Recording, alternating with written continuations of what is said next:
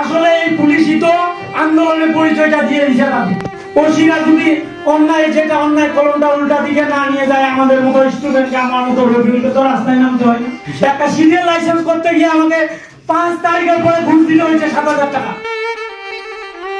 এভাবেই জুলাই আগস্টে শহীদ ও আহতদের স্মরণে সভায় নিজের আক্ষেপের কথাগুলো বলছিলেন বৈষম্য বিরোধী ছাত্র আন্দোলনে আহত ঠাকুরগাঁয়ের বালিয়াডাঙ্গি উপজেলার রবিউল ইসলাম। তার মতে আবারও রক্ত দিতে হতে পারে 24-এর অভ্যুত্থানের মতো, কেননা বৈষম্য এখনো দূর হয়নি। মানে আমরা স্বাধীনতা 71-এর পরে আমরা আসলে মনুষ্যত্ব বোধ সৃষ্টি করতে ব্যর্থ হয়েছি। ঠাকুরগাঁয়ের বালিয়াডাঙ্গিতে জুলাই আগস্টে শহীদ ও আহতদের স্মরণে সভা হয়েছে। শনিবার সকালে উপজেলা প্রশাসনের আয়োজনে হলরুমে এ সভা অনুষ্ঠিত হয়। সভায় আন্দোলনের সরাসরি অংশ নেওয়া ছাত্ররা তাদের বেঁচে ফেরার গল্প তুলে ধরেন।